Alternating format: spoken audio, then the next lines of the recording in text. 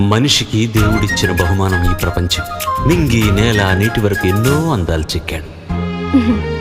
ఈ అందాలన్నీ చూడలేని నా కళ్ళు కూడా ఆయనే చెక్కాడుగా. నేస్తమా ఇద్దరి లోకం ఒకటే లేవమ్మా, అందుకే నా కన్నులతో లోకం చూడమ్మా.